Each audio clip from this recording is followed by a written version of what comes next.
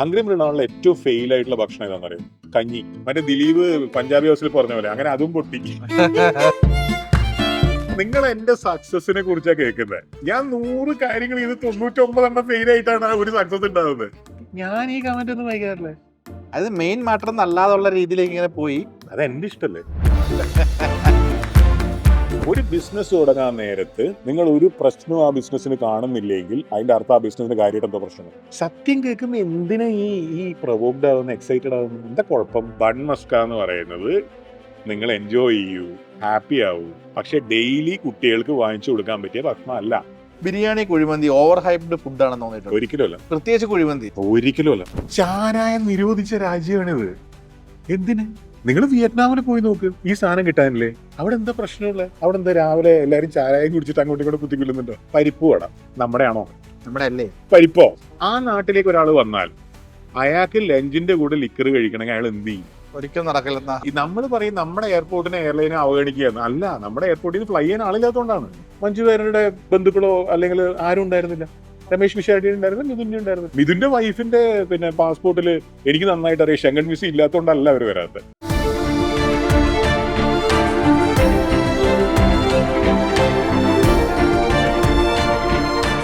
Own your pride. Pride Diamond Collections by Joya Lucas, world's favorite jeweler. ഈ ഫുഡിനെ പറ്റി പറയുമ്പോഴേ നമ്മുടെ കേരളത്തിലൊരു 10-20 വർഷം മുൻപ് നമുക്കൊരു ഇപ്പം കപ്പ, നാട്ടിൽ മരച്ചീനി എന്ന് പറയും, കപ്പ, മുളക്, ചേന പുഴുങ്ങിയത്, ചേമ്പ് പുഴുങ്ങിയത്, ഇങ്ങനത്തെ ഫുഡൊക്കെ ഒരുപാട് ഉണ്ടായിരുന്നു. പിന്നീട് കാലക്രമേണ ഫാസ്റ്റ് ഫുഡ് വരുന്നു, ഫുഡിന്റെ രീതികൾ മാറുന്നു. ഇപ്പോഴെന്ന് വെച്ച് കഴിഞ്ഞാൽ ഇപ്പൊ ഡോണറ്റ് ബ്രേക്ക്ഫാസ്റ്റ് കഴിക്കുന്ന ആളുകൾ, ഓരോ കാലഘട്ടത്തിലും വരുന്ന മാറ്റങ്ങളുണ്ട്. ഒരു 5 വർഷം കഴിയുമ്പോൾ അല്ലെങ്കിൽ ഒരു 10 വർഷം കഴിയുമ്പോൾ ഈ ഫുഡിന്റെ ഒരു ഇവോൾവിങ് എങ്ങനെയായിരിക്കും മൃണാളിനെ ഒരു നോക്കി കാണുന്നത്? കേരളത്തിന്റെ വല്ലാത്തൊരു പ്രത്യേകതയാണ് അല്ലു അർജുന്റെ ഫാൻസ് ഇല്ലേ? എത്ര പേരുണ്ട് തന്നെ കേരളത്തില്? ഒരുപാടുണ്ട്. പക്ഷെ അതേ സമയത്ത് അങ്ങനത്തെ ഒരു മമ്മൂട്ടി ഫാൻ ബേസോ അല്ലെങ്കിൽ ഒരു ദിലീപ് ഫാൻ ബേസോ അതല്ലെങ്കിൽ ഒരു മലയാളത്തില് മാത്രം, അല്ലു അർജുൻ തെലുങ്കിൽ മാത്രം അഭിനയിക്കുന്ന ആളല്ല, അതെ. മലയാളത്തിൽ മാത്രം. ദുൽഖർ സൽമാൻ ഉണ്ടാവും, കാരണം അദ്ദേഹം പല ഭാഷയിൽ അഭിനയിക്കല്ലേ. ഫഹദ് ഫാസിൽ ഉണ്ടാവും. അതെന്തുകൊണ്ടെന്ന് വെച്ചാൽ നമ്മളെല്ലാം സ്വീകരിക്കാൻ തയ്യാറാണ്. പരിപ്പ് വട നമ്മുടെ ആണോ? നമ്മുടെ അല്ലേ? പരിപ്പോ? കേരളത്തിൽ എവിടെയാ പരിപ്പ് കൃഷി ചെയ്യുന്നുള്ളത്? നോർത്ത് ഇന്ത്യൻ ആണോ പരിപ്പോടാ? നോർത്ത് ഇന്ത്യൻ അല്ല, കേരള ഭക്ഷണം അല്ല പരിപ്പ് വട. No, it's not our food. പക്ഷെ ഐക്കോണിക് ഫുഡ് അല്ലേ കേരളത്തിലെ? അതെ അല്ലേ? അതെ. പുളിശ്ശേരിയാണ് നമ്മുടെ ഭക്ഷണം, സാമ്പാറല്ല. പക്ഷെ ഈ റെസ്റ്റോറൻറ്റിൽ പരിപ്പ് കറിയും സാമ്പാറും മാറി മാറി വരും ഓൾട്ടർനേറ്റീവ് ഡേയ്സിൽ. അപ്പൊ പരിപ്പ് കറി ഉള്ള ദിവസം ഉണ്ടല്ലോ, സാമ്പാർ കിട്ടാത്തതിന്റെ പേരിൽ കസ്റ്റമേഴ്സ് പറയും, എന്താ സാമ്പാർ ഇല്ലാത്ത? നല്ല സാമ്പാറാണ്, ഞാൻ കഴിഞ്ഞ തവണ കഴിച്ച നല്ല അപ്പൊ പുളിശ്ശേരി ചോദിച്ചിട്ട് അങ്ങനെ ആരും വരാറില്ല. അങ്ങനെ ഞാൻ പറയുന്നത് വെച്ചാൽ പുളിശ്ശേരി ഇഷ്ടമുള്ളവരുണ്ടാവും, പക്ഷെ പുളിശ്ശേരിയാണ് നമ്മുടെ ഫുഡ്. ഇതിന്റെ ഒരു സംഭവം ഇത്രയേ ഉള്ളൂ, നമുക്ക് എല്ലാം ആക്സെപ്റ്റ് ചെയ്യാൻ ഭയങ്കര ഇഷ്ടമാണ്. നമ്മൾ അഡ്ജസ്റ്റ് ആവും പെട്ടെന്ന്. നമ്മൾ താല്പര്യത്തോടെ ചെയ്യാണ്, അല്ലാണ്ട് ആരും അടിച്ചേൽപ്പിക്കുകയൊന്നും അല്ലല്ലോ. ഹംഗ്രി മൃണാളിലെ ഏറ്റവും ഫെയിൽ ആയിട്ടുള്ള ഭക്ഷണം ഏതാണെന്ന് അറിയാം? കഞ്ഞി. കഴിഞ്ഞ കർക്കിടകത്തിൽ ഞങ്ങൾ കഞ്ഞി ഇൻട്രൊഡ്യൂസ് ചെയ്തു. അമേരിക്ക മുതൽ ന്യൂസിലൻഡ് വരെയുള്ള സ്ഥലത്തു നിന്ന് ആൾക്കാർ എനിക്ക് മെസ്സേജ് അയച്ചു, എന്നെ വിളിച്ചു, താനാണ് റെസ്റ്റോറന്റ് നടത്തേണ്ട ആള്, തന്നെ പോലെ ഇത്ര നല്ല ഭക്ഷണം ഉണ്ടാക്കി കൊടുക്കുന്ന വേറെ എത്ര റെസ്റ്റോറന്റുകൾ കഞ്ഞി കൊടുക്കുന്നുണ്ട്. വൻ സംഭവം. ഒരു മാസം കഴിഞ്ഞ് കഞ്ഞിയുടെ സെയിൽസ് റിപ്പോർട്ട് എടുത്തപ്പോണ്ടല്ലോ, ഒരു ദിവസം വിറ്റത് 20 കഞ്ഞി. എന്താ? ആർക്കും വേണ്ട. കഞ്ഞി ഓർഡർ ചെയ്യാൻ വന്നവൻ അപ്പുറത്തെ ടേബിളിലേക്ക് നല്ല ബിരിയാണി പോകുന്ന കാണുമ്പോൾ എന്നാ പിന്നെ ബിരിയാണി മതി, പൊറോട്ടയും ബീഫ് ഫ്രൈയും താൻ കഴിച്ചുകൊണ്ടിരിക്കുകയാണ്, നിങ്ങൾ കഴിച്ചുകൊണ്ടിരിക്കുകയാണ്, ഞാൻ ഇവിടെ വന്നത് കഞ്ഞി പിടിക്കാനാണ്. ആ കറുത്ത ബീഫ് ഫ്രൈ പൊറോട്ട കൂട്ടി അടിക്കുമ്പോ സ്വാഭാവികമായിട്ടും കഞ്ഞി കുടിക്കും. സ്വാഭാവികം. ആലപ്പുഴയിലെ വീട്ടിൽ നിന്ന് എന്നോട് ഒരാൾ പറഞ്ഞതാണ്, ആലപ്പുഴയിലെ വീട്ടിൽ നിന്ന് തൃപ്പൂണിത്തുറ റെസ്റ്റോറന്റ് ചെയ്യാൻ നിൽക്കുമ്പോൾ ആലപ്പുഴ വീട്ടിൽ നിന്ന് കഞ്ഞി കുടിക്കാനായിട്ട് ഇറങ്ങി തിരിച്ച ആളാണ് എന്റെ സോഷ്യൽ മീഡിയയിലെ വീഡിയോ കണ്ടിട്ട്. അയാൾ കഴിച്ചിട്ട് ബിരിയാണിയാണ്. ആ തൃപ്പൂണിത്തുറ റെസ്റ്റോറന്റ് അല്ലെങ്കിൽ ഈ റെസ്റ്റോറന്റിലായാല് ആ രാവിലെ കയറി വരുമ്പോ ബിരിയാണിയുടെ ഒരു മണം ഉണ്ടാവും. മനുഷ്യനല്ലേ? അതെ, കഴിച്ചു. അങ്ങനെ ഞങ്ങൾ കഞ്ഞി വളരെ വിജയകരമായിട്ട് നിർത്തി. മറ്റേ ദിലീപ് പഞ്ചാബി ഹൗസിൽ പറഞ്ഞ പോലെ അങ്ങനെ അതും പൊട്ടി. പടക്ക കമ്പനിയാണെങ്കിൽ പൊട്ടിയില്ല. അത് വിറ്റിട്ടെങ്കിലും എന്റെ കാഴ്ച ചേട്ടാ പൊട്ടാതെ പടക്കമാണ്. പടക്കമാണ് ചേട്ടാ. അങ്ങനെ ആ കമ്പനി പൊട്ടി. നിങ്ങൾ എന്റെ സക്സസിനെ കുറിച്ചാ കേൾക്കുന്നത്. ഞാൻ 100 കാര്യങ്ങൾ ഇത് 99 ഫെയിൽ ആയിട്ടാണ് ഒരു സക്സസ് ഉണ്ടാകുന്നത്. അതാരും കാണുന്നില്ല. എനിക്ക് എന്റെ സക്സസിനെ കുറിച്ച് സംസാരിക്കാൻ താല്പര്യമില്ല. Not interested. നമുക്ക് നമ്മുടെ പരാജയങ്ങളെ കുറിച്ച് സംസാരിക്കാം. അത് നമുക്ക് ആഘോഷിക്കാം. നല്ലതാണ്. ആ അത്ര ഫെയിലിയർ ആയിട്ടുള്ള ബിസിനസ് ചെയ്തിട്ടുണ്ടോ? പിന്നെ അതിന് എന്റെ കൂടെ ഉണ്ടായിരുന്ന പാർട്ട്ണറിന്റെ പേര് എനിക്ക് പറയാൻ പറ്റൂല. കാരണം അങ്ങനെ ഭയങ്കര വലിയ ആളാണ്. Lunch box. ആ ലഞ്ച് ബോക്സ് എന്ന് പേരിട്ടിട്ട് ദുബായിലെ വലിയ വലിയ ടവേഴ്സ് ഇല്ലേ, അതിനകത്തേക്ക് ലഞ്ച് സപ്ലൈ ചെയ്യുന്ന ഒരു ബിസിനസ് ഞങ്ങൾ തുടങ്ങി. അവിടെ ബോംബെയിലൊക്കെ ഉള്ളതിന്റെ വേറെ റേഞ്ചുള്ള സാധനം. അതായത് ഞങ്ങളെ ചിന്തിച്ചെന്ന് വെച്ച് കഴിഞ്ഞാല് ബിസിനസ് ബേലെ ബിൽഡിങ്സ്, ബിസിനസ് ബേലാണ് അന്ന് എന്റെ ഓഫീസ്. ബിസിനസ് ബേലെ ബിൽഡിങ്സ് അവിടെ നിറയെ ഇന്ത്യക്കാരാണ്. ആ പ്രദേശത്തൊന്നും ഇന്ത്യൻ ഭക്ഷണം ഒന്നും കിട്ടാനില്ല. സോ ഒരു ബിൽഡിങ്ങിൽ തന്നെ 100 നില, 50 നില, 40 നിലയൊക്കെ ആണല്ലോ. ദുബായ് അല്ലേ, ഇങ്ങനെ കിടക്കാണ്. അപ്പൊ ഞാൻ എന്റെ വെഡിങ് ആനിവേഴ്സറി ആഘോഷിക്കാൻ വേണ്ടിയിട്ട് ദുബായിൽ ഞങ്ങളുടെ ഫ്ലാറ്റ് ഉണ്ടെങ്കിലും JW മാരീഡ് മാർക്കീസിലാണ് ഞങ്ങൾ താമസിച്ചത്, ഞാനും ഭാര്യയും. അപ്പൊ എന്റെ കൂടെ ജോലി ചെയ്യുന്ന കുറച്ച് പേരുണ്ട്. ഞങ്ങൾ JW മാരീഡിന്റെ ഏറ്റവും മുകളിലെ നിലകളിലൊന്നും ഇങ്ങനെ നോക്കിയിട്ട്, JW മാരീഡ് ലോകത്തിലെ ഏറ്റവും ഹൈറ്റ് ഉള്ള ഹോട്ടൽ അങ്ങനെ എന്തോ സാധനമാണ്. അതിന്റെ മുകളിൽ നിന്ന് ഇങ്ങനെ നോക്കിയിട്ട് ഈ എല്ലാ ബിൽഡിങ്ങുകളിലും എത്ര ലക്ഷം ഇന്ത്യക്കാരുണ്ടോ. എല്ലാ ബിൽഡിംഗും എന്ന് പറഞ്ഞാൽ നോക്കിയാൽ കാണുന്ന ദൂരം 1 കിലോമീറ്ററിന്റെ ഉള്ളിൽ എത്ര ബിൽഡിംഗ് ഉണ്ട് ബിസിനസ് ബേയില്. എത്ര ലക്ഷം ഇന്ത്യക്കാരുണ്ടോ. അങ്ങനെ ഞങ്ങൾ അജ്മാന്റെ ഒരു കിച്ചൺ തുടങ്ങി. വമ്പിച്ച പരിപാടിയല്ലേ. അപ്പു, അറഫാത്തൊക്കെ എന്ന് പറഞ്ഞു കഴിഞ്ഞാൽ കോടീശ്വരൻ അവർ റെഡി ആയിട്ട് ഇരിക്കുകയാണ്. ഈ പൈസയൊക്കെ ഞാൻ അപ്പൊ മറ്റേ മെഷീൻ മേടിക്കണം എന്നുള്ള ലൈനിലാണ് അപ്പ് വെക്കുന്നത്. പൊട്ടലുണ്ടല്ലോ. എന്തുകൊണ്ടായിരിക്കും? എല്ലാരും ഫുഡ് വീട്ടിൽ നിന്ന് കൊണ്ടുവന്നവരാണോ? ഈ പൈസക്ക് ഈ ഭക്ഷണം മേടിക്കാൻ അവർക്ക് താല്പര്യമില്ലാത്തതുകൊണ്ട് ആ പ്രദേശത്തൊന്നും ഇന്ത്യൻ റെസ്റ്റോറന്റ് ഇല്ലാത്ത. ചെരുപ്പിന്റെ ഒരു കഥയുണ്ട്. ഒരു ബിസിനസ് തുടങ്ങാൻ നേരത്ത് നിങ്ങൾ ഒരു പ്രശ്നവും ആ ബിസിനസ്സിന് കാണുന്നില്ലെങ്കിൽ അതിന്റെ അർത്ഥം ആ ബിസിനസിന് കാര്യമായിട്ട് എന്തോ പ്രശ്നമില്ല. നിങ്ങളൊരു ബിസിനസ് തുടങ്ങാൻ പോകണം, നിങ്ങൾ ചാലഞ്ചസ് ഒന്നും കാണുന്നില്ല, അതിന്റെ അർത്ഥം നിങ്ങളുടെ പ്ലാൻ ശരിയല്ല. ചാലഞ്ചസ് ഇല്ലാത്ത ഒരു കാര്യം ഈ ലോകത്തില്ല. ഞങ്ങൾ എന്തോ ഒരു ചാലഞ്ചും കണ്ടില്ല. ഫുഡ് ഉണ്ടാക്കാൻ ഞങ്ങൾക്ക് അറിയാം. എനിക്കും അറിയാം. എന്റെ പാർട്ണർ എന്ന് പറഞ്ഞു കഴിഞ്ഞാൽ ബിഗ് ചങ്ങായി. മൂപ്പര് ഒരുപാട് റെസ്റ്റോറൻസ് ഒക്കെ ഉണ്ട്. പേര് പറയാൻ പറ്റില്ല. മൂപ്പര് ഉണ്ടെങ്കിലും മൂപ്പരുടെ പേര് പറയാം. ഇതിപ്പോ ചിലപ്പോ ഭയങ്കര നാണക്കേടായി പോകും. അങ്ങനെ പൊട്ടിപ്പോയിന്ന്. പൊട്ടിന്ന് പറഞ്ഞാൽ മറ്റേ മേലെ ആവുമ്പോട്ട് ഇങ്ങനെ പൊട്ടുന്ന പോലെ പൊട്ടി. എത്ര ലക്ഷം രൂപ പോയെന്നറിയാം. ലക്ഷമൊന്നുമല്ല, ലക്ഷത്തിന്റെ മേലെ കോടി റേഞ്ചിൽ പൈസ വരുന്നുണ്ടാവും. അപ്പം എത്ര ആളുകൊണ്ട് നിർത്തി? അധിക കാലമൊന്നും കൊണ്ടു നടക്കേണ്ടി വന്നില്ല. ഒരു 6 മാസം കൊണ്ട് തന്നെ കംപ്ലീറ്റ് തീരുമാനമായി. എനിവേ ഞാൻ പറഞ്ഞു വരുന്നതെന്ന് വെച്ചാൽ ചെരുപ്പിന്റെ ഒരു കഥയുണ്ട്. അതായത് ഒരു നാട്ടില് ആരും ചെരുപ്പിടുന്നില്ല. നിങ്ങളൊരു ചെരുപ്പ് കമ്പനി തുടങ്ങാൻ പ്ലാൻ ചെയ്യുന്നുണ്ട്, നിങ്ങൾക്ക് 2 രീതിയിൽ ആലോചിക്കാം. ഒന്നുകിൽ ഇവിടെ ചെരുപ്പ് കമ്പനി തുടങ്ങി എല്ലാവരെ കൊണ്ടും ചെരുപ്പ് വാങ്ങിപ്പിക്കാന്ന് ആലോചിക്കാം. അല്ലെങ്കിൽ ഉണ്ടല്ലോ, മേ ബി ഇവർക്കായിരിക്കും ചെരുപ്പിടാൻ താല്പര്യമില്ലെങ്കിലോ. നമുക്കൊരു മലയാളി ഫുഡ് ഇപ്പം ഗ്ലോബലി ഒരു അറ്റൻഷൻ കിട്ടേണ്ട ഒരു ഫുഡ് ഇതാണ്, അങ്ങനെ ഉണ്ടെങ്കിൽ അത് ഏത് ഫുഡിനെ പറ്റി പറയാം? നമ്മൾ ഒട്ടും കെയർ കൊടുക്കാതെ, അല്ലെങ്കിൽ നമ്മളിലുള്ള ഒരു ഫുഡ് ഇതിന് ഇത്രയും കിട്ടിയാൽ പോരാ, ഇന്റർനാഷണൽ ലെവലിൽ ഇത് അറിയപ്പെടുന്ന ഒരു സാധനമാണ്. ഇന്റർനാഷണൽ ലെവലിൽ എത്തിക്കാൻ പറ്റുന്ന ഭക്ഷണമാണ് അപ്പം. റീസൺ അത് എല്ലാവർക്കും ഇഷ്ടപ്പെടുന്ന ടേസ്റ്റ് ആണ്. അത് എന്ത് ചെയ്യണം എന്ന് വെച്ച് കഴിഞ്ഞാല് ദോശ പോലെ ചുടണം. ആ ഷേപ്പിൽ ഉണ്ടാക്കിയെടുക്കൽ മാത്രമാണ് അതിന്റെ ഒരേ ഒരു കോംപ്ലിക്കേഷൻ. കല്ലപ്പമായിട്ട് ചുട്ട് കഴിഞ്ഞാൽ ക്യാൻ റീച്ച് ഗ്ലോബലി. അതുപോലെ നമ്മുടെ ഭക്ഷണം ബാക്കിയുള്ളവര് അവർക്ക് താല്പര്യപ്പെടാതിരിക്കാൻ കാരണം, ഇപ്പൊ നമ്മൾ ഗൾഫില് പേര് കേട്ട മലയാളി റെസ്റ്റോറൻറ്റിൽ പോയി കഴിഞ്ഞാൽ ഒരുപാട് അറബികളെ നമ്മൾ അവിടെ കാണൂല. അതിന്റെ പ്രധാന പ്രശ്നം അവരുടെ നാവിന്റെ സ്പൈസ് ടോളറൻസ് ലെവലാണ്. അതെ, നമ്മുടെ ഒരു ബീഫ് ഫ്രൈ നമുക്ക് ഇതിന് എരിവ് കുറവാണല്ലോ എന്ന് നമ്മൾ വിചാരിക്കുന്നുണ്ടാവും. പക്ഷെ നമ്മുടെ മുമ്പിലിരിക്കുന്ന ഒരു ഫ്രഞ്ചുകാരൻ കണ്ണിങ്ങനെ ബൾബ് പോലെ ആക്കിയിട്ടിരിക്കുക. കാരണം മുഖമൊക്കെ ചുവന്ന് തീർത്ത് അവരങ്ങനത്തെ ഭക്ഷണം കഴിച്ച് ശീലിച്ചവരല്ല. ഇന്ത്യ എന്ന് പറഞ്ഞ ഒരു വിദേശിക്ക് താജ്മഹലാണ്. അതെ, അതിനെ ബ്രേക്ക് ചെയ്യാൻ നമുക്ക് ഇതുവരെ പറ്റിയിട്ടില്ല. ഡൽഹിയിൽ വരും, ആഗ്രയിൽ പോവും, താജ്മഹൽ കാണും. പിന്നെ ആലപ്പുഴ പറഞ്ഞ ആലപ്പുഴ എന്ന് വരും. ആലപ്പുഴയൊന്നും ഒരാൾ ചിന്തിക്കില്ല. ഇല്ല. എന്തുകൊണ്ടാ കൊച്ചിയിലേക്ക് യൂറോപ്പിൽ നിന്ന് ഡയറക്ട് ഫ്ലൈറ്റ് ഇല്ലാത്ത? എയർ ഇന്ത്യ തുടങ്ങിയിട്ട് എന്തുകൊണ്ടാണ് നിർത്തിയത്? അവർക്ക് പ്രോഫിറ്റബിൾ ആയിട്ടുള്ള വേറെ റൂട്ടുകളുണ്ട്. ഈ നമ്മൾ ആലോചിക്കേണ്ട ഇത്രയേ ഉള്ളൂ. ഡൽഹിയിലേക്ക് ലണ്ടൻ ഹീത്രൂന്ന് എത്ര ഫ്ലൈറ്റുകൾ ഉണ്ടെന്ന് അറിയാം ഒരു ദിവസം ഡയറക്റ്റ്? എയർ ഇന്ത്യ തന്നെ 3 or 4 വലിയ എയർക്രാഫ്റ്റുകൾ ഫ്ലൈ ചെയ്യുന്നുണ്ട് ഡൽഹിയിലേക്ക് മാത്രം. ബ്രിട്ടീഷ് എയർവേസിന് 1-2 ഫ്ലൈറ്റ് ഉണ്ട്. ബ്രിട്ടീഷ് എയർവേസിന് 1-2-3 എയർക്രാഫ്റ്റ് ഫ്ലൈ ചെയ്യുന്നുണ്ട്.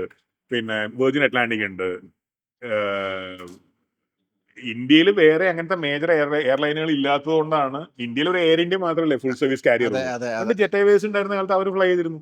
ഇൻഡിഗോ ഫ്ലൈ ചെയ്യുന്നുണ്ട്, ഇപ്പൊ ലീസിന് എടുത്ത് ഫ്ലൈ ചെയ്യുന്നുണ്ട്. അപ്പൊ ഡൽഹിയിലേക്ക് ഒരു ദിവസം വന്നിറങ്ങുന്ന, യൂറോപ്പിൽ നിന്ന് വന്നിറങ്ങുന്ന ആൾക്കാരെ എണ്ണ എടുത്താണ്ടല്ലോ, അത് കൊച്ചി എയർപോർട്ടിൽ മൊത്തം വന്നിറങ്ങുന്ന ആൾക്കാരെക്കാളും കൂടുതലായിരിക്കും യൂറോപ്പിൽ നിന്ന് മാത്രം. Air France, KLM, Polish airline, ആരായില്ലാത്ത Lufthansa, every major airline flies to Delhi. അത് ഡൽഹിയോട് പ്രേമം ഉണ്ടായതുകൊണ്ടൊന്നുമല്ല, ഡൽഹിയിലേക്ക് ട്രാവൽ ചെയ്യുന്ന ആളുള്ളതുകൊണ്ടാണ്. കൊച്ചിയിലേക്ക് ട്രാവൽ ചെയ്യുന്ന ആളുണ്ടായി കഴിഞ്ഞാൽ ലുഫ്താൻസ കൊച്ചിയിലേക്ക് വരും. കൊച്ചിയോട് അവർക്ക് എന്ത് വിരോധം? ഇതിൽ അങ്ങനത്തെ പ്രശ്നങ്ങളൊന്നും നമ്മൾ പറയും നമ്മുടെ എയർപോർട്ടിനെ എയർലൈനെ അവഗണിക്കുകയാണ്. അല്ല, നമ്മുടെ എയർപോർട്ടിൽ നിന്ന് ഫ്ലൈ ചെയ്യാൻ ആളില്ലാത്തതുകൊണ്ടാണ്. ഞാൻ കണ്ടിട്ടുണ്ട് യൂറോപ്പിലും അമേരിക്കയിൽ, നോർത്ത് അമേരിക്കയിലൊക്കെ ഉള്ള, അല്ലെങ്കിൽ റഷ്യയിലൊക്കെ ഉള്ള ടൂറിസ്റ്റ് ഏജൻസികളുണ്ട്. ആരെങ്കിലും കേരളം എന്ന് പറഞ്ഞ് ചെന്നാണ്ടല്ലോ, അവരെ ഗോവയിലേക്കോ ശ്രീലങ്കയിലേക്കോ റൂട്ട് ചെയ്യും. Why? പ്രധാന കാരണം ഗോവയിലേക്കും ശ്രീലങ്കയിലേക്കും കണക്ടിവിറ്റി കുറെ ബെറ്റർ ആണ്. പിന്നെ ഗോവയിലും ശ്രീലങ്കയിലും ഈ എല്ലാ മനുഷ്യന്മാരും ബ്രേക്ക്ഫാസ്റ്റ് ഒഴികെയുള്ള എല്ലാ ഭക്ഷണത്തിന്റെയും കൂടെ ലിക്കർ കഴിക്കുന്ന ശീലമുള്ള ആൾക്കാരാണ്. എന്ന് വെച്ച് മറ്റേ ഒരു കുപ്പി ജവാൻ എടുത്ത് വെച്ച് 1 ലിറ്റർ ജവാൻ ഒരു പ്രൊഫഷണലി സിപ്പ് ചെയ്ത് കഴിക്കുന്ന ആൾക്കാരാണ്. അതല്ല ഒരു ഗ്ലാസ് ഷാമ്പെയിൻ, അല്ലെങ്കിൽ ഒരു ഗ്ലാസ് വൈൻ, അല്ലെങ്കിൽ 1-2 മറ്റേ ഈ ഹാർഡ് ലിക്കർ ഉണ്ടല്ലോ, ഇത് കഴിക്കുന്ന ആൾക്കാരാണ്. കേരളത്തിൽ അത് നടക്കില്ലല്ലോ. ഇല്ല. എന്റെ നാട് വലിയ പറമ്പല്ല എന്റെ നാട് പയ്യന്നൂരിനടുത്താണ്. അവിടെയുള്ള ഒരു ബ്യൂട്ടിഫുൾ ബീച്ചും എല്ലാം ഉണ്ട് വലിയ പറമ്പയിൽ. ഒരാൾക്ക് വന്ന് ഭയങ്കര സന്തോഷിക്കാൻ പറ്റുന്ന ഒരു സ്ഥലമാണത്. അധികം എക്സ്പ്ലോർഡ് ആയിട്ടില്ല. ഞാൻ എന്റെ സുഹൃത്തുക്കളായിട്ടുള്ള ഫിലിം ഡയറക്ടേഴ്സിനോടൊക്കെ പറയും, നിങ്ങൾ അവിടെ വന്നിട്ട് ഷൂട്ട് ചെയ്താൽ ഭയങ്കര രസമായിരിക്കും എന്നൊക്കെ പറയും. അപ്പം ആ നാട്ടിലേക്ക് ഒരാൾ വന്നാൽ അയാൾക്ക് ലഞ്ചിന്റെ കൂടെ ലിക്കർ കഴിക്കണമെങ്കിൽ അയാൾ എന്ത് ചെയ്യും?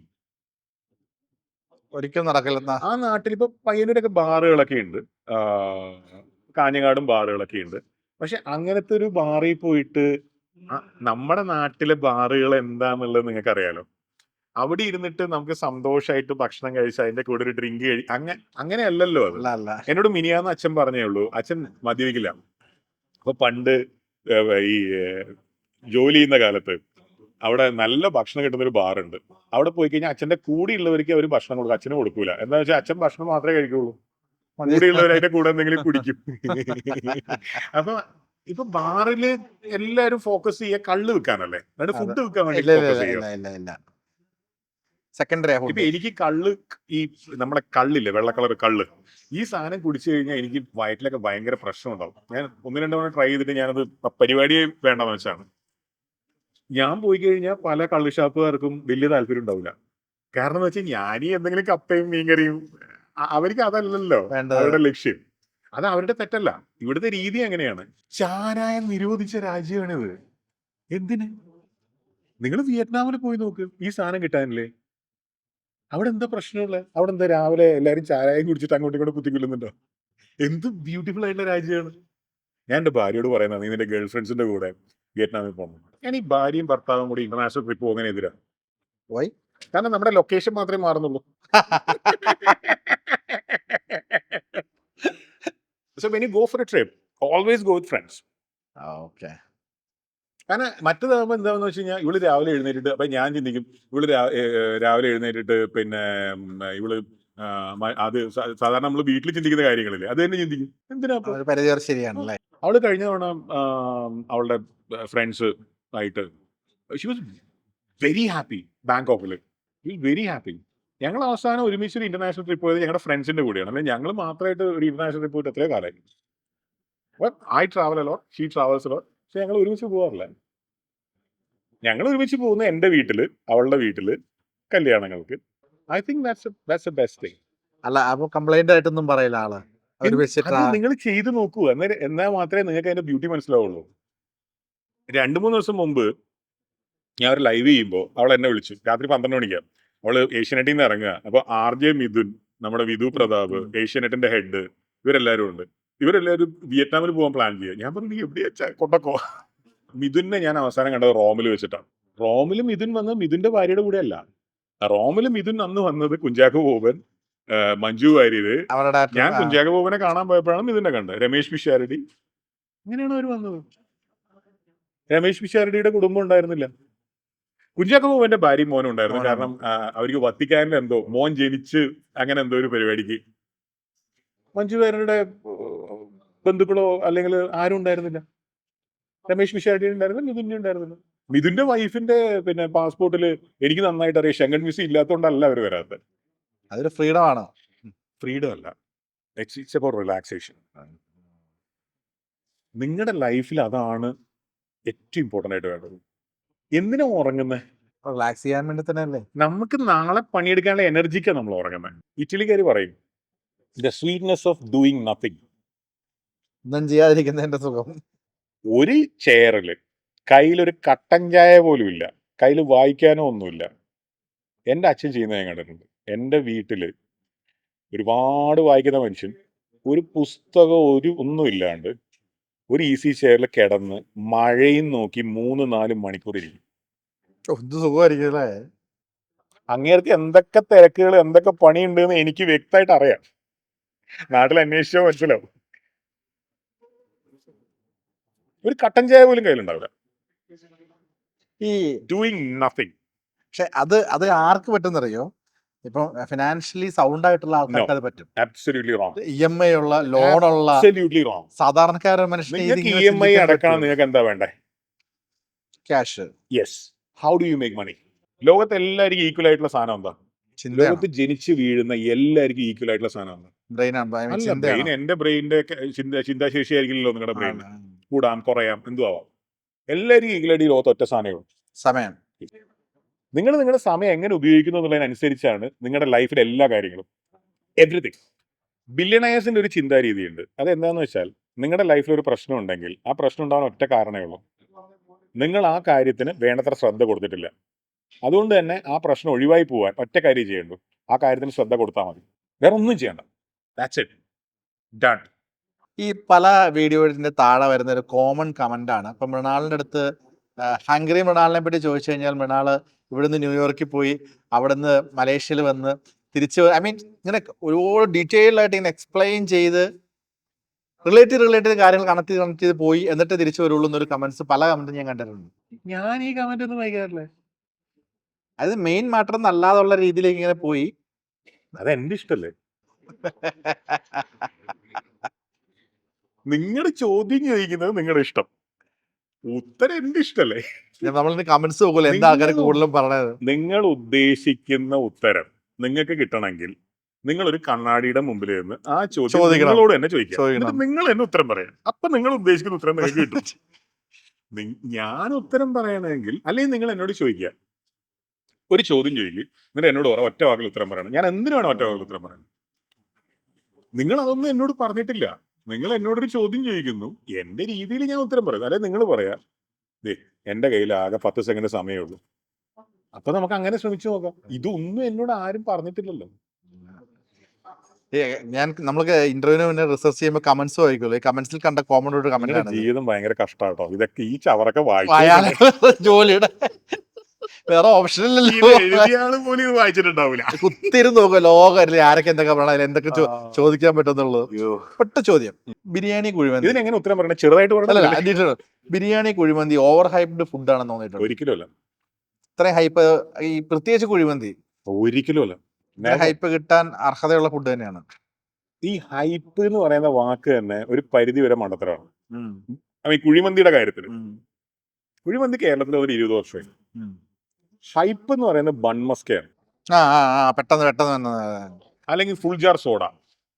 അത് പെട്ടെന്ന് വന്നിട്ട് പിന്നെ അതിനെപ്പറ്റി വേറെ അത് ഈ ഇൻഡസ്ട്രിന്ന് നോക്കിക്കൊണ്ടിരിക്കുന്ന എല്ലാവർക്കും അത് അറിയാം.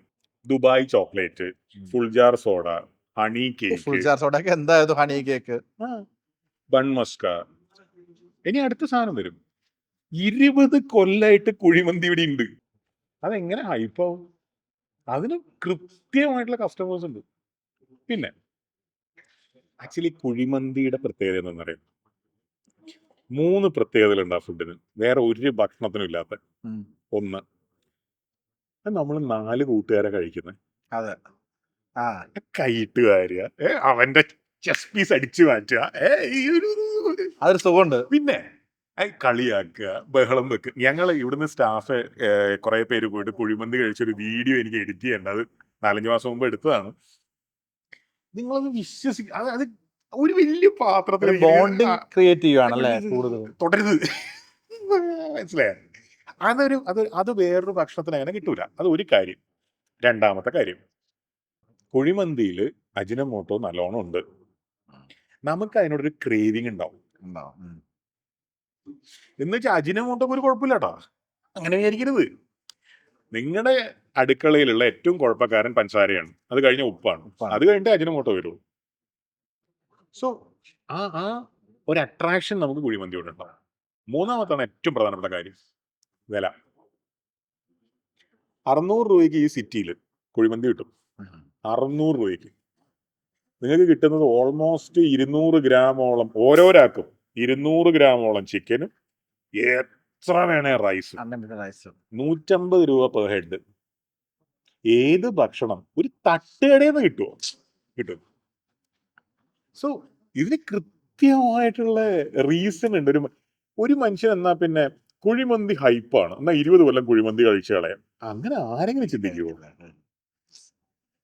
ഹൈപ്പ് എന്ന് പറയുന്ന സാധനം കുഴിമന്തിക്ക് ഉപയോഗിക്കാൻ പറ്റുന്ന വാക്കല്ല. അത് ഇന്നലത്തെ മഴക്ക മുളച്ച തകരയാണ്. അത് അടുത്ത വെയിലുദിക്കുമ്പോ ഇല്ലാണ്ടാവും. മഴക്ക മുളച്ചു, ഇല്ലാണ്ടായി. ഇത് കണക്ട് ചെയ്യണ ബൺമസ്ക. ഈ ബൺമസ്കയുടെ ആ സമയത്ത് ഒരു 1-2 സ്റ്റേറ്റ്മെന്റ് സമയത്തല്ല. അതാണ് ഇറങ്ങിയിട്ട് എനിക്ക് പറയാനുള്ള കാര്യം. ഞാൻ പറഞ്ഞത് 3 മാസം കഴിഞ്ഞിട്ടാണ്. അപ്പോഴേക്കും ട്രെൻഡ് അവസാനിച്ചിരുന്നു. ഞാൻ അവരുടെ കച്ചവടത്തിന് ഒരിക്കലും ഹേർട്ട് ചെയ്തിരുന്നു എനിക്ക് നിർബന്ധം ഉണ്ടായിരുന്നു. അതുകൊണ്ട് അല്ലെങ്കിൽ പിന്നെ തുടങ്ങിയ സമയത്ത് എനിക്ക് പറഞ്ഞൂടെ? ഞാൻ പറഞ്ഞോ? ഞാൻ ഡിസംബർ അവസാനല്ലേ പറയുന്നേ. മിൽമയുടെ നെയ്യ് കാണിച്ചപ്പോ അതിനൊരു മറുപടി ആയിട്ട് എന്റെ അമ്മ ഭയങ്കര പാവം ആളാണ്, ഒന്നും അറിയില്ല. എന്റെ അമ്മ എന്നോട് പറഞ്ഞിട്ടുണ്ട്, എടാ ഇത് ഭയങ്കര കുഴപ്പാട്ടോ. ഞാൻ ചോദിച്ചു എന്തേ? അമ്മയ്ക്ക് ഫുഡ് ഇൻഡസ്ട്രി അറിയില്ല. ഞങ്ങൾ ഫുഡിനെ പറ്റി വീട്ടിലുണ്ടാക്കുന്ന വല്ല കൂടിനെ പറ്റിയിട്ട് സംസാരിക്കുന്നില്ലാണ്ട് വേറെ വർത്താനമൊന്നുമില്ല. എന്റെ ക്ലയൻസിനെ പോലും എന്റെ ഭാര്യയ്ക്കും അമ്മക്കും അറിയില്ല. സോ ഞാൻ കുട്ടികളുമായിട്ട് ടൂറ് പോയപ്പോ, അപ്പൊ അമ്മ ടീച്ചറായിരുന്നു, കുട്ടികളായിട്ട് ടൂറ് പോയപ്പോ ഞാൻ മിൽമയുടെ ഫാക്ടറി കണ്ടത് പാലിന്റെ ക്യാനുകളല്ല, ചാക്കുകളാണ്. അത് കോടതി വരെ പറഞ്ഞിട്ടുണ്ടല്ലോ. സോ ഇതിന്റെ കാര്യം എന്താണെന്ന് വെച്ച് കഴിഞ്ഞാൽ, സത്യം ഒരു വിഡ്ഢിയെ പ്രൊവോക്ക് ചെയ്യാൻ അയാളോട് സത്യം പറഞ്ഞാൽ മതി. ഒരു കൊള്ളാവുന്ന ആളെ ഇംപ്രസ് ചെയ്യാനും അയാളോട് സത്യം പറഞ്ഞാൽ മതി. സത്യം കേൾക്കുന്ന എന്തിനാ ഈ പ്രൊവോക്ഡ് ആവുന്ന, എക്സൈറ്റഡ് ആവുന്നു? എന്താ കുഴപ്പം? ശരിക്കും അവരല്ല പ്രൊവോക്ഡ് ആയത്, ബാക്കിയുള്ളവരാണ് പ്രൊവോക്ഡ് ആയത്. അയ്യോ, ഇത് ബൺമസ്ക വിൽക്കുന്ന ആൾക്കാരൊന്നും എനിക്കറിയാൻ പാടില്ല. ഞാൻ അവരെ കുറിച്ചും അല്ല പറഞ്ഞത്. ഞാൻ ആ വീഡിയോ, ഒന്നാമത്തെ വീഡിയോ ഞാൻ ഒരു എയർപോർട്ടിൽ ഇരുന്നിട്ടാണ് ഞാൻ അത് ഷൂട്ട് ചെയ്യുന്നത്. ആ വീഡിയോയിൽ ഞാൻ പറയുന്നത് ഇത്രയേ ഉള്ളൂ, ബൺമസ്ക എന്ന് പറയുന്നത് നിങ്ങൾ എൻജോയ് ചെയ്യൂ, ഹാപ്പി ആവൂ, പക്ഷെ ഡെയിലി കുട്ടികൾക്ക് വാങ്ങിച്ചു കൊടുക്കാൻ പറ്റിയ ഭക്ഷണം അല്ല. ഇത്രയും ഞാൻ അതിനകത്ത് പറഞ്ഞിട്ടുള്ളൂ. അമൂലിന്റെ നെയ്യാണ് ഞാൻ ഉപയോഗിക്കുന്നത്, അഭിമാനത്തോടെ പറയാൻ പറ്റുന്ന രീതിയിലുള്ള ഒരു ഭയങ്കര ഹെൽത്തി ആയിട്ടുള്ള ഒരു സാധനം അല്ല അത്. വേറെ ഒരു ചെക്കൻ എന്നെ വിളിച്ച് കുറെ ചീത്ത പറഞ്ഞു. എന്നിട്ട് അവൻ പറഞ്ഞു ഞാനാവുന്നില്ല, ഞാൻ കണ്ടൻസ് മിൽക്കാണ് ഉപയോഗിക്കുന്നത്. ഇത് ഉണ്ടാക്കുന്ന കണ്ടൻസ് മിൽക്കിന് ദുബായിൽ പണ്ട് സച്ചിനും സന്ദീപൊക്കെ എന്താ പറയാന്നറിയോ? റബ്ബർ പാല് എന്നാ പറയാ. കാരണം ദുബായില് ഈ ഫ്രഷ് മിൽക്കിന്റെ ചായയും കണ്ടൻസ് മിൽക്കിന്റെ ചായയും ഉണ്ട്. അപ്പൊ ഞങ്ങള് ഫ്രഷ് മിൽക്കിന്റെ ചായ മാത്രം കിട്ടുന്ന കടകളിലേ പോകും. അല്ലാത്ത കടകളിൽ 1 ദിറത്തിന് ചായ കിട്ടും. കാരണം ഇതിന് വില കുറവാണേ. റബ്ബർ പാല് എന്നാ പറയാ, അന്വേഷിച്ച് നോക്ക്. ഇതൊക്കെ സാധാരണ മനുഷ്യന്മാർക്ക് അറിയുന്ന കാര്യങ്ങളല്ലേ. ഞാൻ പറഞ്ഞിട്ടാണോ നിങ്ങൾ അറിയാം? നിങ്ങളുടെ ഫോണിലെന്താ ചാറ്റ് GPT ഗൂഗിളൊന്നും ഇല്ലേ? നിങ്ങൾക്ക് അതിനോട് ചോദിച്ചാൽ പോരെ. ഇത് നിങ്ങൾ പറയുന്ന കേട്ടത് എന്റെ വീട്ടിൽ പൂട്ടി വെച്ച ഒരു ഇൻഫർമേഷൻ ഞാൻ നിങ്ങൾക്ക് തുറന്നു തുറന്നു തരുവാണ്.